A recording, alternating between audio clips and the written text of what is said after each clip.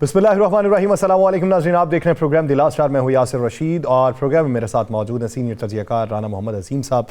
नाज़रीन, पाकिस्तान के अंदर इन दिनों पाकिस्तान में सियासत में तेज़ी लाने के लिए जलसों का आगाज़ हो चुका और ये जलसे मुख्तलिफ सियासी जमातें जो हैं वो तरतीब दे रही हैं इसे अपना पॉलिटिकल नैरेटिव बनाने के लिए, आवाम को बताने के लिए कि हम किस तरीके से बरसर इक़्तिदार आएंगे, आवाम को अपना मंशूर बेचने के लिए, अवाम को माजी याद दिलाने के लिए, मुस्तकबिल की हिकमत अमली बताने के लिए। सभी की जो दौड़ इस वक्त जारी है, उस दौड़ के अंदर कौन कामयाब होगा, जो पैचअप हो रहे हैं वो पैचअप किसको फायदा देंगे, और जिसका पैचअप नहीं हो रहा और वह इनफरादी तौर के ऊपर मैदान में उतरना चाहता है तो उसका मुस्तकबिल क्या हो सकता है। जलसे जुलूसों के लिए जिन जगहों का इंतखाब किया जा रहा है, माजी की निस्बत वो किस हद तक वसी हैं या तंग हैं। ये पॉलिसी जो अपनाई जा रही है, अवामी रगबत जलसों में जाने की, वो माजी की निस्बत ज्यादा है या कम है। अगर ज्यादा है तो किन वजूहात की बुनियाद पे, और अगर कम है तो कौन सी मसलहत और मंतिक के तहत। इसी पे बात करते हैं। राना साहब की तरफ बढ़ते हैं। राना साहब, क्या समझते हैं, आज के दिन इस्तेहकाम पाकिस्तान पार्टी का जलसा था, आज के दिन MKM पाकिस्तान का जलसा था, पाकिस्तान मुस्लिम लीग नून भी जलसों का शेड्यूल तय कर रही है, पाकिस्तान पीपल्स पार्टी बलूचिस्तान में जलसा करेगी। तो ये जो तमाम तर जलसे हैं, इसका फायदा क्या इन तमाम सियासी जमातों को होगा या फिर इनकी मेल मुलाकातें इनको फायदा देंगी? जलसे जुलूस कर रही है वो सियासी जमातें, मैं खासकर उनकी बात कर रहा हूँ। कुछ तो नई जो पैदा होने वाली सियासी जमातें हैं और कुछ वो सियासी जमातें जो इस उम्मीद पर कर रही हैं कि उन्हें शायद किसी तरह से यकीन दहानी है कि वो वजीर आज़म बन जाएंगे। इन सब के जलसे जुलूस जो है वो सिर्फ और सिर्फ एक ड्रामा है। मुझे एक बात बता दें, अभी आज भी एक जलसा हुआ है, इससे पहले भी जलसे हुए हैं। उन जलसों में आप जरा गौर करें कि लोग कहाँ से लाए जाते हैं। लोगों से जब पूछा जाता है कि आप कहाँ से आए हैं, लोगों से जब चीजें पूछी जाती हैं तो वो ऐसे ऐसे जवाब देते हैं कि बंदा हैरान रह जाता है। कुछ लोग कहते हैं जनाब हम वोट इनको नहीं देंगे, पूरा खाना पीना था जनाब वो खाने आ गए हैं। कोई लफ्ज कहता है, कोई लफ्ज कहता है, कभी कोई लफ्ज कहता है। तो ये बिल्कुल इसी तरह जा रहा है। जलसे जुलूस से कुछ नहीं बनेगा। मैं आपको आज वक्त से पहले बता रहा हूँ, अगर इंतखाबात होते हैं जो मुझे यकीन होंगे तो फिर आपको ये जलसे जुलूस, नई जमातें जो जलसे जुलूस कर रही हैं, इनका मुस्तकबिल भी आपके सामने आ जाएगा। आप जरा गौर करें ना थोड़ा सा। 21 अक्टूबर के बाद बाबूजी आए, बाबूजी ने के आने के बाद ऐसे लगा जैसे एक तूफान आ गया। बाबूजी के आने के बाद 21 अक्टूबर को गुजरे हुए आज 1 महीने से ज्यादा हो गया है। क्या 1 महीने से ज्यादा अरसे में कोई बड़ा जलसा किया मुस्लिम लीग नून ने? क्या मुस्लिम लीग नून कोई ऐसा बड़ा इवेंट कर सकी जिससे ये पता चले कि जनाब अब इनके पास वाकई अवामी कुव्वत बहुत ज्यादा है? कोई मतलब बलोचिस्तान गए हैं, लोगों को अपने साथ शामिल कर लिए है, लेकिन बलोचिस्तान में जलसा नहीं कर सके। उसके अलावा सियालकोट गए हैं, चैम्बर के लोगों से मिले हैं, कुछ और लोगों से मिले हैं, कोई बड़ा इज्तिमा नहीं कर सके। इस बाकी भी जगह में जाएंगे तो इज्तिमा नहीं हो सकेगा। उसकी वजह क्या है? वजह ये है कि अवामी इज्तिमा, मियां साहब ने जो मरी में अवामी इज्तिमा किया जिसमें लोगों का इतना बड़ा जमेगा फ्री था कि पूरा मरी बंद हो गया, क्योंकि 56 लोग थे वो टोटल। तो बड़ा इज्तिमा क्यों नहीं कर रहे वो?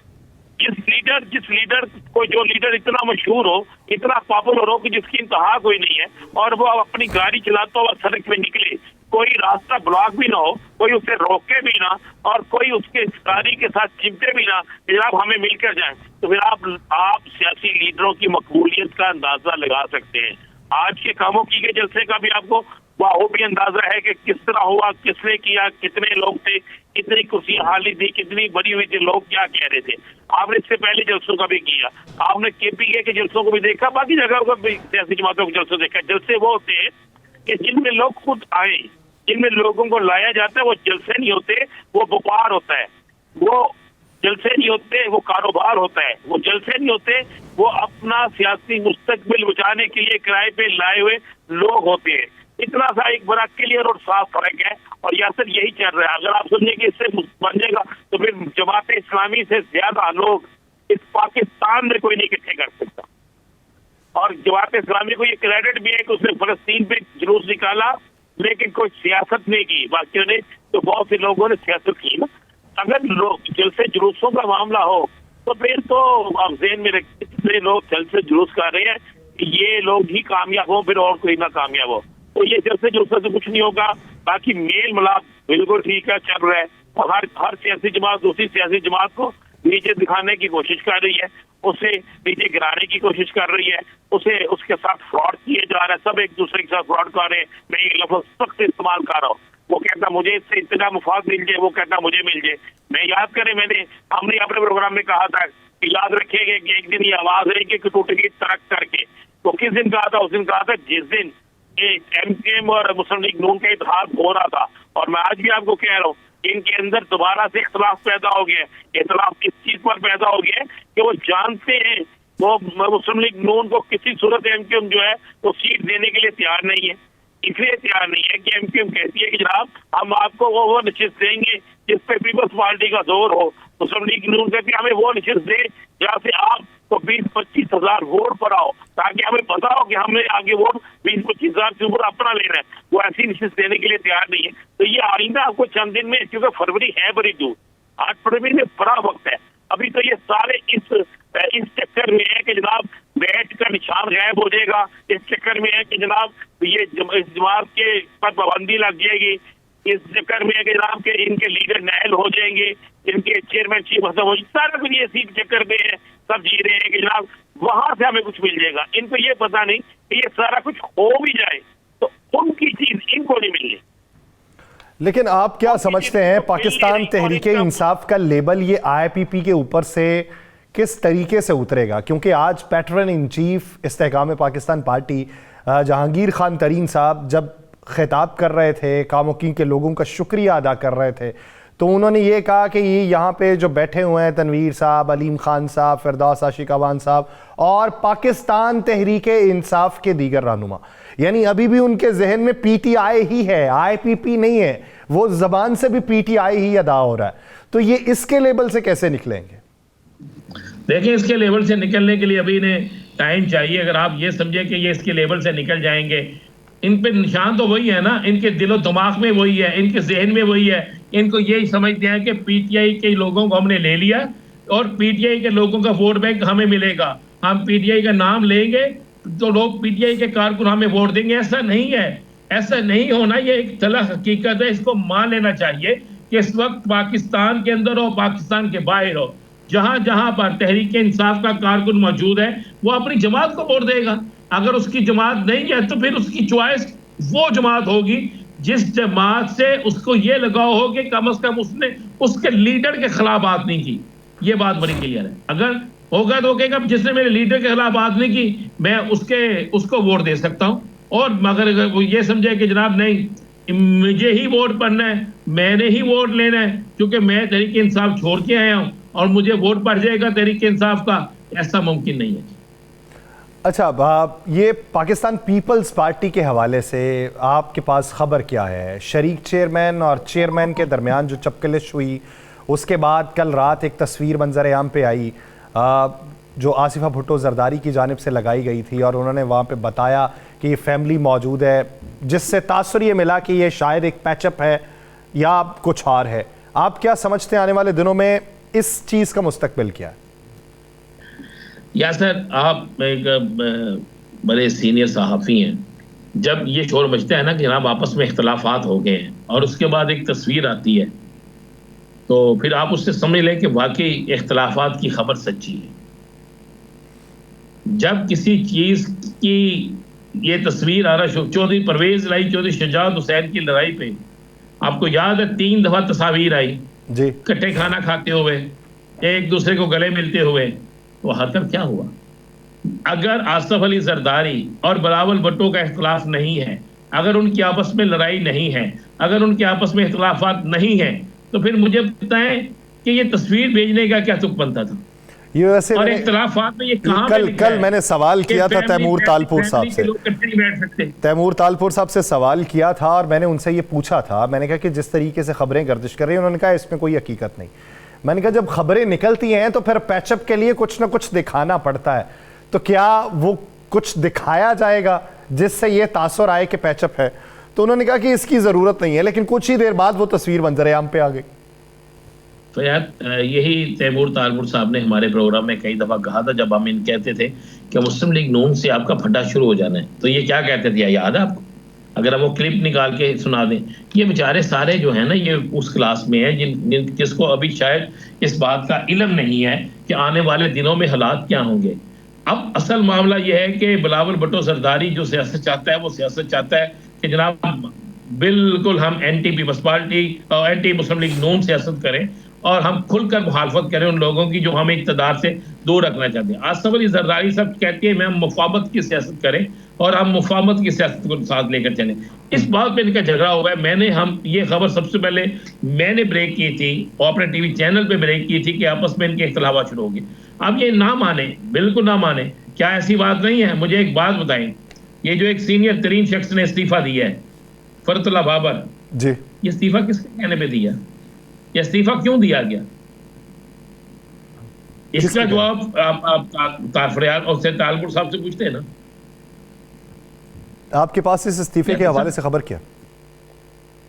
सर मेरे पास तो इस्तीफे के हवाले से बड़ी इस्तीफा जो है वो बड़ा शदीद इख्तलाफ के बाद दिया गया है, शदीद तरीन इख्तलाफ के बाद। जरदारी साहब टीवी पे बयान नहीं कर सकते। ये जरदारी साहब से? जी बिल्कुल जरदारी साहब से। तो इसका मतलब ये है कि वो बिलावल साहब के हक में दिया गया? नहीं देखें, है आपकी बात दुरुस्त है, लेकिन वो अब शायद इस पूरी पार्टी में अभी तो वक्ती तौर पे वो हुकूक इंसानी के उन्हें सदर बनाया हुआ बैठे हुए हैं, लेकिन ये वही चीज़ है कि इंतज़ार कर रहे हैं, जिस तरह बहुत से लोग इंतज़ार कर रहे हैं। मुझे एक बात तो बताएं, इतनी अफवाहें गर्दिश कर रही हैं चौधरी सरवर के हवाले से। चौधरी सरवर तो चौधरी शुजात हुसैन के सबसे मेन आदमी है, और अगर वो भी छोड़ के चले गए वाकई, तो फिर पीछे क्या बचता है? और इसी तरह ये जो पीपल्स पार्टी के सेक्रेटरी जनरल साहब जो है, सेक्रेटरी जनरल एक ओहदा होता है, सेक्रेटरी जनरल की एक पोजीशन होती है। इस सेक्रेटरी जनरल साहब का बयानिया जो था वो बड़ा सख्त था। इनके अल्फाज, चूंकि मैंने बहुत सी मीटिंग्स में, बहुत से जलसों में, बहुत से सेमिनार्स में इनको सुना हुआ है, तो उससे बड़ी चीज़ें थी। और ये इख्तलाफात की असल बुनियाद, असल वजह भी यही थी कि ये सारे के सारे जो थे, इनका रुझान, इनका फड्डा, इनके जो सब मामला थे वो यही थे कि वो उसको नहीं मानता था, वो उसको नहीं मानता था। सब कहते थे एक लाइन खींच लें और लाइन खींच के हम एक सियासत करें और उस सियासत को फिर उसी तरफ रखें, क्योंकि अब पीपल्स पार्टी जिस मैदान में जाती है उससे भी लोग सवाल करते हैं। अब मुस्लिम लीग नून जैसा ये तो जिसके बाद ये फड्डा होना ही होना था, अब बिलावल जुम्मेदार करार, इस सारे मामले का जुम्मेदार करार देता है आसफ अली जरदारी को, क्योंकि आसफ अली जरदारी ने ये कहा था कि बिलावल अगली बारी तुम्हारी है और तुम वज़ीर आज़म बनोगे। अब बिलावल को नजर आ रहा है कि मुझे कह दिया गया था, लेकिन जहां से सपोर्ट मिलनी है, जहां से सारा कुछ मिलना था, वो तो मुझे मिल नहीं रहा। तो फिर अब इसका मतलब है मुझसे हाथ जो हुआ है उसके बावजूद मेरे बड़े खामोश रहे और कहे वक्त का इंतजार करो, हालात को देखो। तो हालात क्या देखें? सिंध के अंदर उनके खिलाफ इत्तेहाद बन गया है, बलोचिस्तान में उनके बंदे छीन लिए गए हैं, पंजाब में उनके पल्ले कुछ नहीं है, केपीके के अंदर आपको सूरत बिल्कुल वाज़ेह है कि केपीके के अंदर किस तरीके से क्लीन स्वीप होना है और किस जमात का क्लीन स्वीप होना है। तो फिर इस पे इख्तलाफ नहीं होगा तो क्या होगा? मुझे बताइए, क्या आप समझते हैं कि यही बिलावल जो है तकरीरें कर रहे हैं? बेशक इसे आप नूरा कुश्ती कह रहे हैं, बेशक आप इसे जज्बाती मामला कह रहे हैं, लेकिन कल ये दोबारा वजीर खारजा उन्हीं के नीचे बनेगा या वो हुकूमत में आएंगे। मैं तो आपको कह रहा हूँ, ना वो हुकूमत में आएंगे ना ये वजीर खारजा बनेगा। अभी तो ये बड़ी लड़ाइयाँ चलनी हैं, अभी बड़े इत्तेहाद बनने हैं, बड़े इत्तेहाद टूटने हैं। अभी बहुत से लोगों को जब हालात का इल्म होगा, उस वक्त हालात का इल्म होगा जिस वक्त हालात इस तरफ जाएंगे कि जनाब ये सियासी जमात जो है इसका वाकई हकीकी तौर पे वोट बैंक है और 5,000 या 4,000 वोट हम घर से लेकर निकलें तो हमें 1 लाख, 1.5 लाख, 2 लाख वोट सियासी जमात के नाम पर मिल जाएगा। फिर उसके बाद आप देखेंगे कौन से परिंदे उड़ के कहाँ जाते हैं। अभी ये जो चल रहा है सारा, मैं आपको ये भी खबर दे रहा हूँ, खबर आपको ये भी खबर दे दूँ, ये जो पीटीआई के इंटर पार्टी इलेक्शन का मामला है, इस पर भी एक बहुत बड़ी डेवलपमेंट होने जा रही है। हो सकता है ताहयात वाला लफ्ज़ जो है वो भी इसमें इस्तेमाल हो जाए और वो अपनी पार्टी को बचा लें, अपने निशान को बचा लें और फिर इसको वक्त का इंतजार करें कि जब वक्त आएगा उसके मुताबिक फिर हम इस तमाम चीज़ों को आपको लगता है कि इसमें भी डेवलपमेंट होने जा रही है? इसके बारे में बात की जाएगी, लेकिन एक शॉर्ट ब्रेक के बाद। नाज़रीन कहीं नहीं जाएगा, स्टे विद अस।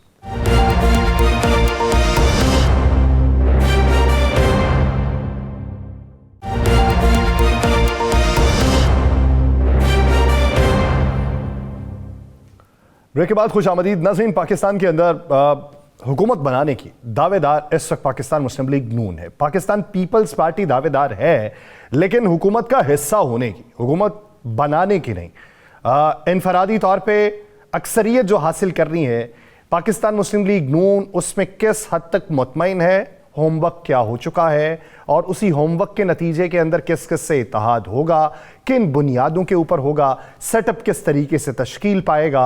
और शरीक चेयरमैन पाकिस्तान पीपल्स पार्टी आसिफ अली जरदारी साहब का जो दावा है उस पर पाकिस्तान मुस्लिम लीग नून क्या राय रखती है, और MKM पाकिस्तान की 18वीं तरमीम के हवाले से जो डिमांड है उस बारे मुस्लिम लीग नून सोचती क्या है, इस पर बात करेंगे। पाकिस्तान मुस्लिम लीग नून के रहनुमा राना एहसान अफजल साहब ने हमें ज्वाइन किया। राना साहब बहुत मशकूर हैं आपके वक्त के। राना एहसान अफजल साहब, अगर देखा जाए आप लोग कहते हैं हुकूमत हम बनाएंगे, आसिफ अली जरदारी साहब एक जुमला कहते हैं और पाकिस्तान पीपल्स पार्टी से पूछा जाए कि ये जुमला क्यों कहा गया तो वो जवाबन ये कहते हैं कि वो हकीकत पसंद हैं और मारूजी हालात को देखते हुए वो ये बात कर रहे हैं। वो कहते हैं कि कौमी हुकूमत बनेगी, यानी मखलूत हुकूमत बनेगी, किसी एक जमात की हुकूमत नहीं बनेगी।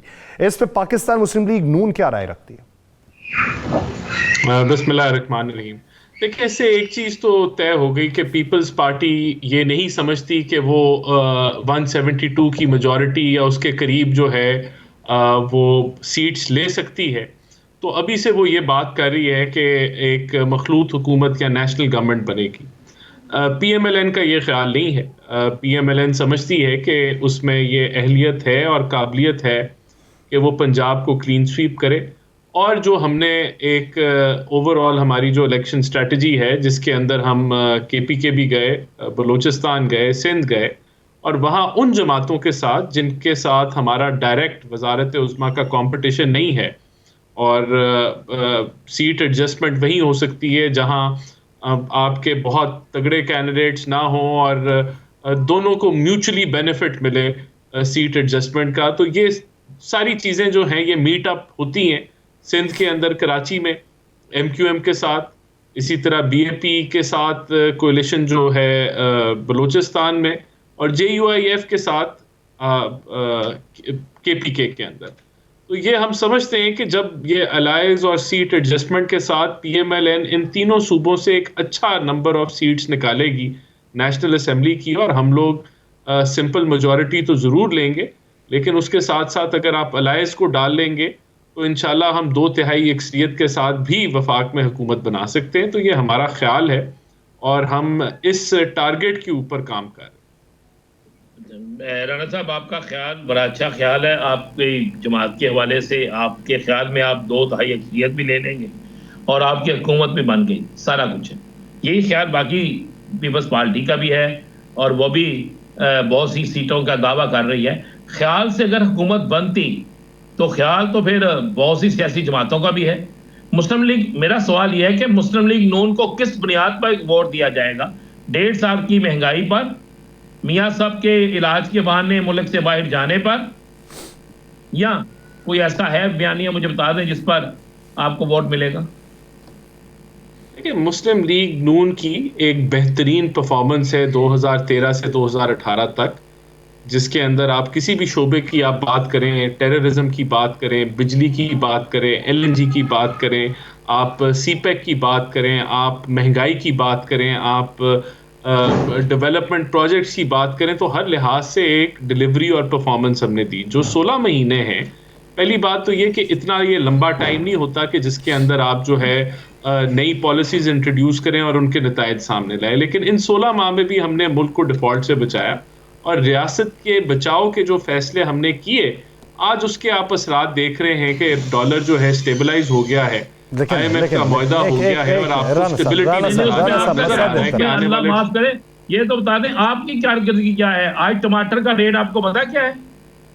आज प्याज का रेट क्या है आपको पता है? आलू का रेट क्या है आपको पता है? राना साहब, बदतरीन महंगाई है। इस चीज को हम तस्लीम करते हैं, लेकिन महंगाई क्यों हुई? देखें, जब हमें हुकूमत मिली तो IMF का मुआहदा रद्द कर दिया गया था और हमें एक डॉलर लिक्विडिटी क्राइसिस में फेंक दिया गया था। हम भी चीजें सस्ती कर सकते थे जाते हुए, लेकिन हमने महंगी की और वो मुश्किल फैसले किए। उसकी वजह से आज डॉलर स्टेबल है। यही अगर स्टेबिलिटी हमें मिलती, अच्छा जब चले, हमने, ये PTI क्रेडिट से अगर आप हुकूमत लेना एक आईनी चाहते, ये तरीके से ली क्रेडिट थी। अगर आप लेना चाहते हैं तो फिर ये निगरान हुकूमत के कंधों से क्रेडिट उठा लें। वो इसको बतौर नहीं, क्रेडिट कहते हैं देखिए, कि ये सारा हमने पाकिस्तान से बाहर स्मगलिंग को रोका, हमने डॉलर की ज़ख़ीरा अंदोज़ी के ऊपर इक़दामात उठाए, हमने लोगों को गिरफ्तार किया, उसके बाद कहीं जाके ये सूरत हाल बेहतर हुई। तो या तो ये क्रेडिट उनसे लेके आपको दे देते हैं और उनके खाते में पूछते हैं कि आप लोगों ने क्या किया। नहीं, आप उनको क्रेडिट दें, उन्होंने एडमिनिस्ट्रेटिव मेजर्स लिए, लेकिन अगर हम लोग जाते हुए चीजें सस्ती कर जाते हैं, मैं आपको चैलेंज करता हूं इस चीज के ऊपर कि अगर हम बिजली के रेट ना महंगे करते, उसको सस्ता कर देते, कर सकते थे ना, जा रहे थे हम लोग, हमें क्या फर्क पड़ता, पेट्रोल सस्ता कर देते और रिलीफ दे देते 1-2 महीने के लिए चीजों को मैनेज करके, तो IMF का मुआहदा रद्द हो जाता और आज जो आपके 7.1 अरब डॉलर के रिजर्व्स हैं वो गिर रहे होते और आप आज एक खतरे की घंटी में होते कि आप डिफॉल्ट की तरफ जा रहे हैं। हमने ट्रांजिशन करते हुए जिम्मेदार फैसले किए। जब हमें ट्रांजिशन में मिली हुकूमत, उस ट्रांजिशन के ऊपर जाते हुए हुकूमत ने गंदे फैसले किए। राना साहब, आपके लीडर मियां नवाज शरीफ साहब, मियां शहबाज शरीफ साहब कहते हैं हमने रियासत को बचाते हुए अपनी सियासत को कुर्बान कर दिया है, और कुर्बानी, जब सियासत को कुर्बान कर दिया तो कुर्बानी की बुनियाद पर कौन आपको वोट देगा? आप कहते हैं ये बेहतरीन हमारी पॉलिसी को देखते हुए हमें वोट मिलेंगे। आपको भी पता है कि क्या वोट मिलते, मैं आपको इसका एक और देखें, इस वक्त जो करंट सिनारियो है अगर आप उसमें देखें तो पीटीआई ने कौन सी परफॉर्मेंस की थी, क्या डिलीवरी उन्होंने दी थी? फिर ऐलान करें, मियां साहब से कहेंगे ऐलान करें कि उनको भी जलसे जुलूसों की इजाजत दिलवा देना। देखें, पीटीआई से हमारा पीटीआई ने हमारे पे इल्जामात लगाए कि हमने इंपोर्टेड हुकूमत, हम अमेरिकन साजिश के तहत हम हुकूमत लेके आए। उन्होंने गलत इल्जाम हमारे पे लाए, साइफर पे वो खेले, उन्होंने मीर जाफर, मीर सादिक की जो नारे बुलंद किए, फौज में तकसीम करने की कोशिश की। 9 मई को उन्होंने फौजी तनसीबात के ऊपर हमला किया। हमारी तो कोई हमदर्दी नहीं, तो कोई हमदर्दी नहीं है पीटीआई के साथ। राणा साहब, जिन लोगों ने सब कुछ किया, हम खुद उनके खिलाफ हैं। उन सब लोगों को कर दे बंद, उनको दें सजाएं, उनको सजाएं मिलनी चाहिए ना जी। जिन्होंने नहीं किया उनको तो जलसे जुलूसों की इजाजत दें। नहीं राणा साहब, जो आज भी जो लोग ये पीटीआई के अंदर मौजूद हैं वो कहते हैं कि 9 मई हमने तो किया ही नहीं, ये तो मियां नवाज शरीफ को लाने के लिए करवाया गया। आज भी वो उसी हट दर्मी पे खड़े हैं, वो जिम्मेदारी नहीं उठा रहे और झूठा प्रोपोगेंडा कर रहे हैं। तो मेरी तो कोई हमदर्दी नहीं है उनके साथ। उन्होंने जो अमाल किया आज उनको भुगतने पड़ रहे हैं। उनके अंदर इतनी अहलियत तो है नहीं कि वो जिन्होंने किया के साथ बैठ सके। मिलनी चाहिए, इसमें कोई हमायत नहीं है, हम खुद कहते हैं ये बात। लेकिन बात एक बड़ी सिंपल सी है, जिन्होंने नहीं किया, जो लोग इसमें मुलव्वस नहीं है, उनको तो जलसे जुलूसों की इजाजत दिलवा दें। आज का तो सब कुछ आपके हाथ में। हम तो नहीं रोक रहे, हम तो नहीं रोक रहे, हम तो क्या राजा रियासत से सवाल करते हैं, उन्हें आप उनकी बात मानी जाती है। नहीं, मैं कह रहा हूँ राणा साहब करें, ये हमने तो नहीं इजाजत देनी, जिनसे लेनी है इजाजत उनसे ले ले। नहीं नहीं, अभी इंशाल्लाह इलेक्शंस के बाद जब अवाम का वोट डलेगा तो जरूर हमारी उम्मीद है हम हुकूमत में आएंगे, लेकिन जिनसे इजाजत लेनी है उनसे ले लें इजाजत। अच्छा, अब आप राणा साहब ये बताइए, आपने ही कहा था कि कोई भी हुकूमत आ जाए 2 साल लगेंगे अवाम को रिलीफ मिलने में, तो जब इसी बुनियाद के ऊपर आप अवाम से वोट मांगेंगे कि 2 साल बाद बेहतरी आएगी, तो क्या समझते हैं कि उसके ऊपर वोट बैंक कितना होगा? और जब आप अवाम को ये बताएंगे कि आते ही बेहतरी आ जाएगी, तो तब वोट बैंक कितना होगा? देखें, वो एक बादशाह सलामत था और उसके दरबार में एक गायक आया और उसने बड़ा अच्छा गाना सुनाया। तो बादशाह सलामत ने कहा कि मैं तुम्हें इतनी अशरफियां देता हूँ। उसने और सुरीली आवाज में गाना सुनाया, उसने कहा मैं तुम्हें इतनी ज्यादा और अशरफियां देता हूँ। जब वो खत्म हो गई महफिल, तो गायक ने कहा कि मेरी अशरफियां कौन मुझे देगा? तो उसने कहा तुमने मेरे कानों को सुकून दिया, मैंने तुम्हारे कानों को सुकून दिया। तो ये कर करके हम इस हालत में पहुंच गए हैं कि पाकिस्तान की आज जो हालात हैं, हम 50 लाख घर बनाएंगे, 1 करोड़ नौकरियां देंगे, हमारा मंशूर आ रहा है, हकाइक पे मबनी होगा। इंशाल्लाह जो वादे करेंगे उनको डिलीवर करेंगे, लेकिन झूठे वादे नहीं करेंगे और झूठे ख्वाब नहीं। अल्लाह करे ऐसा ही हो। राणा साहब, हमारी भी ये दुआ है कि अल्लाह करे ऐसा ही हो, ये हमारी दिल से दुआ है। और हम उम्मीद भी करते हैं कि अल्लाह करे कोई ऐसा निकल आए, लेकिन फैसला अवाम ने करना है। बिल्कुल, फैसला अवाम ने करना है जी। ये और हर एक को एक फ्री फेयर चांस मिलना चाहिए, और इलेक्शन ट्रांसपेरेंट होना, फ्री होना और ठीक होना बड़ा ज़रूरी है मुल्क में पॉलिटिकल अल्लाह करे। स्टेबिलिटी के लिए। मुझे लगता है आपकी इस गुफ्तगू के बाद आप ही की जमात आप ही को ना निकाल दें। नहीं, इंशाल्लाह ऐसे नहीं होगा जी। ये टिकट्स की तकसीम का अमल कब तक मुकम्मल हो जाएगा? मेरे ख्याल से ये अब डेडलाइन तो गुजर चुकी है। मेरा अंदाज़ा है कि 10 दिसंबर तक चीज़ें जो हैं वो क्लियर हो जाएंगी टिकटों के हवाले से। और इत्तेहाद के हवाले से, सीट एडजस्टमेंट के हवाले से? वो तो देखें, कमेटीज़ बनी हैं जो मुख्तलिफ जमातों के साथ इल्हाक हुआ है, उसके ऊपर कमेटीज़ फॉर्म होंगी। दोनों जो दीगर जमातें उनके साथ मुशावरत के साथ बैठ के फाइनलाइज होगा कि कहाँ कहाँ सीट एडजस्टमेंट होगी, कैसे होगी, उसके मुहर्रकात सारे जो हैं वो तय पाएंगे। ये भी मेरे ख्याल से जो इलेक्शन कमीशन का पूरा स्केड्यूल आता है कागजात नामजदगी जमा कराने का, उसके साथ और उसके दौरान जो है ये चीज़ें मुकम्मल हो जाएंगी। चलिए राणा साहब, अल्लाह आपको ज़िंदगी दे। जिस दिन ये मुकम्मल होंगी उस दिन फिर आपसे दोबारा प्रोग्राम में ज़रूर पूछेंगे कि शेड्यूल, इलेक्शन, सब कुछ पूछेंगे हो गया। बिल्कुल ठीक है। देखिए, हमारी ख्वाहिश है कि 8 फरवरी को इलेक्शन हो जाए और अब डिले ना हो। ये हम समझते हैं, हमारी जमात समझती है कि अब ये मुल्क के मफाद में है कि अब 8 फरवरी को ही इलेक्शन हो जाए और फर्दर डिले ना हो। ये हमारा तो यासर रशीद की भी है कि मैं वज़ीर आज़म बन जाऊँ जी, मेरी भी है मैं वज़ीर आला बन जाऊँ। मुझे मैं इधर ही अच्छा हूँ सर। देखिए, कोई राणा साहब, ख्वाहिश करना कोई बुरी बात नहीं है। ख्वाहिश करता है बंदा या ख्वाब देखता है तो उसकी तरफ बढ़ता है। मैं तो जिस शहर से हूँ, मेरी तो ज्यादा से ज्यादा भी ख्वाहिश हुई तो राजा रियाज बनने की होगी, उससे ज्यादा नहीं हो सकती। राणा साहब नु तुसी जान के तंग आ रहे हो। राणा साहब ये बताइए, मंशूर कमेटी के सरबराह इरफान सिद्दीकी साहब, जब ये खबर मंजर आम पे आई थी कि 18वीं तरमीम में कुछ तब्दीलियां की जाएंगी, कुछ शिकों के ऊपर गौर खौज हो रहा है, तो उन्होंने आके तरदीद कर दी। उन्होंने कहा ऐसी कोई भी सिफारिश हमारे सामने मौजूद नहीं है। लेकिन MQM पाकिस्तान आपके साथ इत्तेहाद करने वाली है, तो खालिद मकबूल सिद्दीकी साहब कहते हैं कि 18वीं तरमीम ने सिंधी को कुछ नहीं दिया, जागीरदारों को मजबूत ज्यादा किया है। तो अगर वो इस बात पे बजिद हो जाते हैं कि आप हुकूमत में आए और 18वीं तरमीम में तब्दीली कीजिए या इसका खात्मा कीजिए, तो आपकी प्लानिंग क्या होगी? देखिए, MQM की एक जो बड़ी उनकी डिमांड है वो ये है कि जो डेवोल्यूशन ऑफ पावर्स 18वीं तरमीम के तहत सूबों को हुई वफाक से, वो वहीं रुक गई और वो लोकल बॉडीज़ को उस तरीके से डिवॉल्व नहीं हुई। उसमें 2 इश्यूज जो वो मेन रेज करते हैं। Number 1, continuity of local bodies. Number 2, उनकी फाइनेंशियल इंडिपेंडेंस। और उसकी वो बात करते हैं कि ये आईने कॉन्स्टिट्यूशनल कवर मिलना चाहिए है लोकल बॉडीज़ को भी। तो यही हमारी भी मंशूर कमेटियों में ये चीज़ें डिस्कस हुई हैं कि लोकल बॉडीज़ की कंटिन्यूटी को इंश्योर करना चाहिए, नंबर 1, उनकी फाइनेंशियल इंडिपेंडेंस को इंश्योर करना चाहिए है, और इसके ऊपर भी उनके साथ जब बातचीत चलेगी तो ये कोई बुरा आइडिया नहीं है कि कॉन्स्टिट्यूशनल कवर मिल जाए जो इन दोनों चीज़ों को अश्योर करे। तो ये जो 18वीं तरमीम की रूह है, ये तो आयन उसके मुताबिक है कि जो डेवोल्यूशन ऑफ पावर है वो ग्रास रूट लेवल तक हो। तो मैं नहीं समझता कि ये कोई इख्तलाफ है 18वीं तरमीम की रूह से।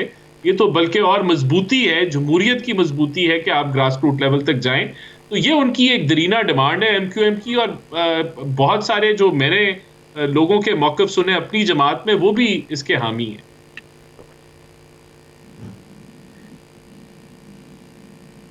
राणा साहब जी, मैं अब इस पे क्या, राणा साहब मैं चाहता हूँ यासर साहब आज आप ही सवाल करें। ज्यादा मैं सवाल करूंगा तो वैसे मुस्लिम लीग नून बुरा बना जाती है।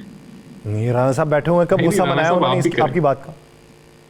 नहीं, राणा साहब तो भाई हैं जी, राणा साहब तो भाई हैं। ये बेचारे मेरी ये दुआ है कि इनको पार्टी में रहना चाहिए। ऐसे लोग पार्टी में रहेंगे तो पार्टी मजबूत होगी, पार्टी बचेगी, और ये मेरी दुआ है। देखें, मैं समझता हूँ कि बहुत जिन हालात में हम पहुँच गए हैं, जिस हालत में मईशत है, ये वाकई नहायत ही अफसोसनाक सूरत हाल है। और इसके ऊपर हम बात करते हैं कि ट्रूथ कमीशन बनना चाहिए ताकि ये चीज़ें बाहर आएँ अवाम के सामने कि कौन जिम्मेदार है कि हम जहाँ जिस हाल में आज पहुँचे हुए हैं। ये बड़ा ज़रूरी है और फिर सबसे ज़्यादा ये ज़रूरी है कि हम अपनी उन गलतियों को जिनकी वजह से हम यहाँ पहुँचे उनको दोहराएं ना। तो इसके अंदर जो सियासी जमातें हैं उनके ऊपर भी फ़र्ज़ ये आता है कि वो इतनी मैच्योरिटी का इजहार करें कि वो मिल के बैठ के बातचीत कर सकें। तो ये आगे जो है ये सारों को मिल के चलना पड़ेगा ताकि जो लोगों का कॉन्फिडेंस है वो भी बहाल हो और जमहूरियत मजबूत हो, जो कि जिसकी स्पेस जो जमहूरी स्पेस है जमहूरी पार्टीज़ की अपने मैंडेट को कह लें प्रैक्टिकल फॉर्म में लाने की वो बड़ी महदूद हो गई है और ये अफसोसनाक बात है। लेकिन मैं समझता हूँ कि जिस मरहले में पाकिस्तान है उस पर और भी ज़्यादा जिम्मेदारी पड़ती है सियासतदानों पे कि वो इन मामलात को सीरियसली देखें और जो कह लें कि जो बड़ी बड़ी बातें और बड़े बड़े दावे उनसे हटके सबको मिलके चलना होगा। ये जो जुमला एक खास इस्तेमाल किया जाता है ये भी सब के लिए नहीं होता। इस सब में कौन कौन शुमार है और कौन कौन माइनस है? देखिए इसमें एक आदमी जो है बदकिस्मती से देखें उसमें मुझे लगता है, ये मेरी पर्सनल राय है कि कैपेसिटी और कैपेबिलिटी ही नहीं है कि वो लोगों के साथ बैठे और जब आप कंसेंसस के साथ मैं ठीक है नजरियात से इख्तलाफ रखना वो आपका इख्तियार है। बात यह है कि जब आप एक आदमी कहते हैं तो वो एक आदमी फिर 3 आदमी कहेगा, 3 आदमी फिर 6 आदमी कहेंगे। तो इसलिए जब सब है तो फिर कुली तौर पे सब है, तो जब सब नहीं है तो वो सेलेक्टिव होता है। तो आप फिर उस सब को सेलेक्टिव के तौर पे क्यों इस्तेमाल करता है? देखें हम सियासत में एक दूसरे पे इल्ज़ाम भी लगाते हैं, हम एक दूसरे के खिलाफ बात भी करते हैं, लेकिन अगर आप कहें कि ये आलमी साजिश के ज़रिए आए हैं, अगर आप कहें कि ये चोर चक्के हैं, मैं इनके साथ बैठूंगा नहीं, बात नहीं करूंगा, ये दहशतगर्दों से भी बुरे हैं, उनसे मैं बात कर लूंगा, तो फिर मैं समझता हूं कि फिर हमने तो जब देखें 2008 से 18 हुकूमत ऑपोजिशन मिलके चली और उसका वर्किंग रिलेशनशिप था तो उसको फ्रेंडली ऑपोजिशन का नाम कहा जाता था कि इन्होंने बारियां लगाई हुई हैं, लेकिन ये मैच्योरिटी थी कि वो मिलके चल सकते थे। जो उसके बाद पीटीआई का दौर आया उसमें हुकूमत और ऑपोजिशन का राब्ता खत्म हो चुका था, एक दुश्मनी में कन्वर्ट हो गया था। आप हमें ऑपोजिशन को छोड़े, कोalition पार्टनर्स को जो है वो उनके साथ कंसेंसस या मुशावरत नहीं थी, उनको टेलीफोनों के जरिए मैनेज और मनूवर किया जाता था। तो मैं तो समझता हूं कि अगर मिलके चलना चाहिए, ये बदकिस्मती है कि सियासतदान मिलके नहीं बैठ सकते, लेकिन मैं इसका जिम्मेदार कम से कम जो हालिया जब आपकी हुकूमत थी पाकिस्तान पीपल्स पार्टी ऑपोजिशन के तौर पे थी तो तब वर्किंग रिलेशन कैसा था? वर्किंग रिलेशनशिप एग्जिस्ट करता था। आप नेशनल एजेंडा 18वीं तरमीम हुई, आपने इलेक्शन एक्ट पास कराया, सारी जमातें उन्हें मिलके किया, अब असेंबली के अंदर एक अच्छा माहौल था, तो बिल्कुल नारेबाजी भी होती थी, सब कुछ होता था, लेकिन आप एक दूसरे के साथ चलते भी थे। तो ये चीज खत्म होगी 2018 के बाद, जो कि बदकिस्मती है पाकिस्तान की बदकिस्मती है जमहूरियत के अंदर के वर्किंग ऑपोजिशन और हुकूमत का खत्म हुआ। बहुत शुक्रिया राना एहसान अफजल साहब इस हवाले से अपना वक्त देने के लिए। नाज़रीन दीगर इश्यूज पे बात करेंगे एक शॉर्ट ब्रेक के बाद, कहीं नहीं जाएगा, स्टे विद अस।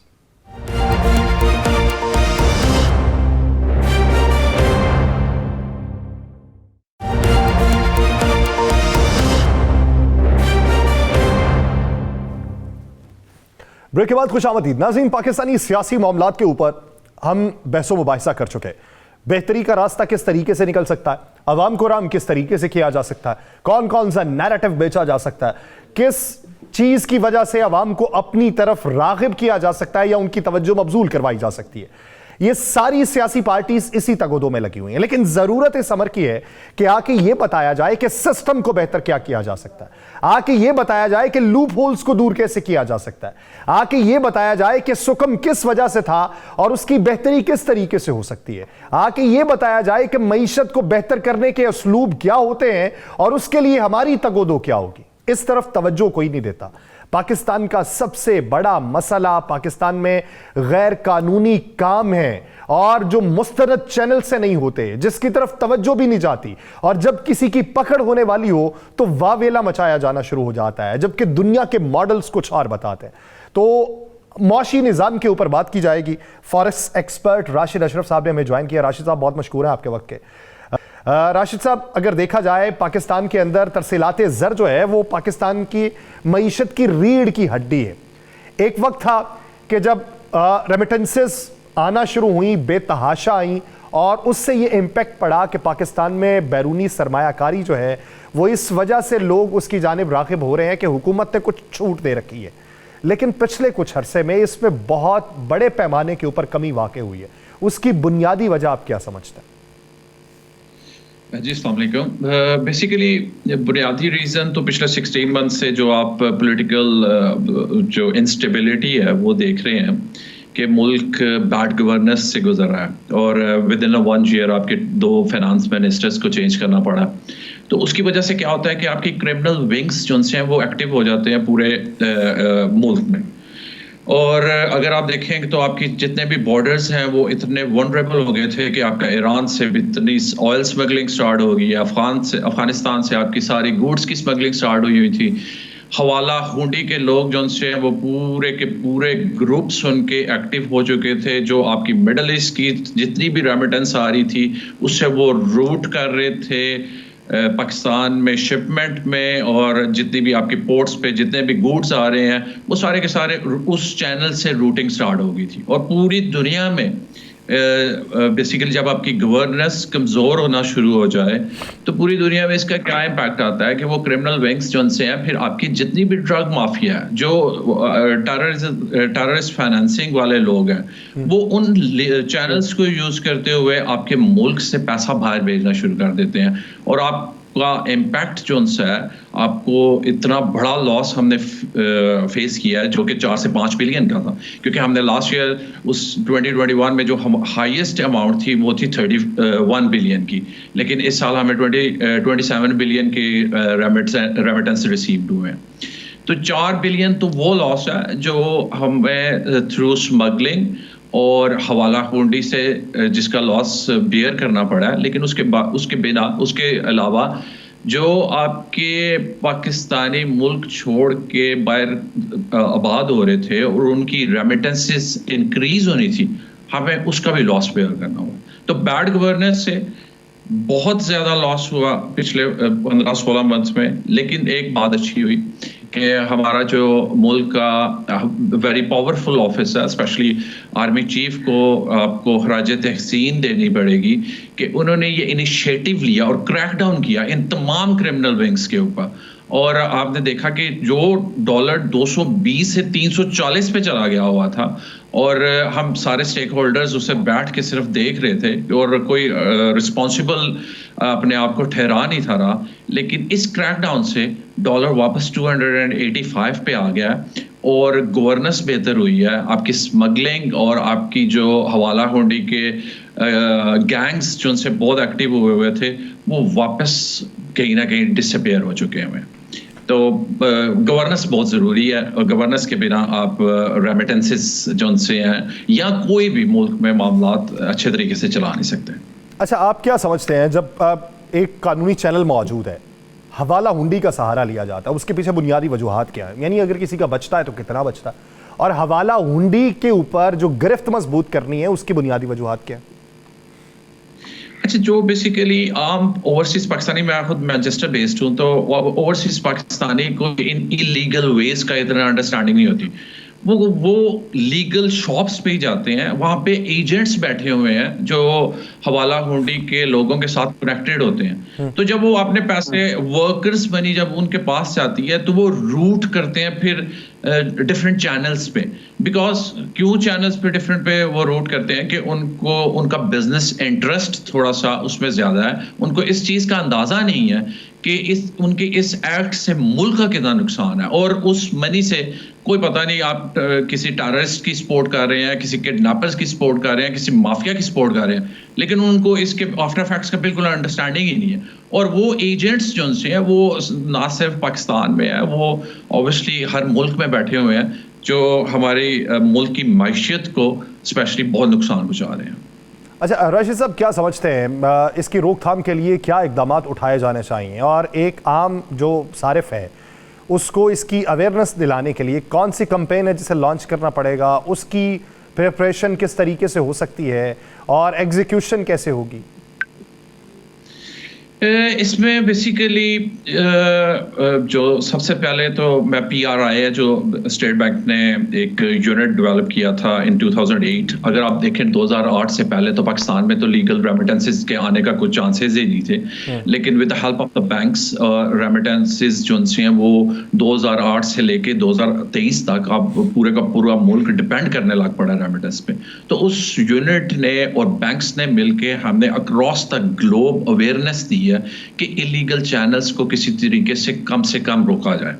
और बैंक जो से हैं इस बैंक्स बेसिकली मुख्तलिफ जो से सेलिब्रिटीज़ हैं, आपके जो स्पोर्ट्स सेलिब्रिटीज़ हैं, और यहाँ पे रोड शोज़ हमने मुनक्कद किए कि यार लोगों को अवेयरनेस दी जाए कि किसी तरीके से कम वो इलीगल चैनल यूज़ करें और जितने भी वो अपनी हार्ड अर्न मनी है वो थ्रू लीगल चैनल भेजें पाकिस्तान में, और उससे मुल्क का भी फ़ायदा और उनका भी फ़ायदा। और इसी तरह PRI का बहुत अच्छा इनिशिएटिव था कि रिबेट की अमाउंट इन्होंने इंक्रीज कर दी है। जो ऑर्गेनाइजेशंस पाकिस्तान पैसे भेज रही हैं लीगली, अब वो कस्टमर से ज़ीरो फीस ले रही हैं। कस्टमर्स को जब इस बात का पता चल रहा है कि मुझे सर्विस भी अच्छी मिल रही है, मुझे जो फीस भी नहीं मिल रही, रेट भी अच्छा मिल रहा है, तो वो इलीगल वेज को फिर थोड़ा सा अवॉइड करता है और लीगल चैनल्स की तरफ जाता है।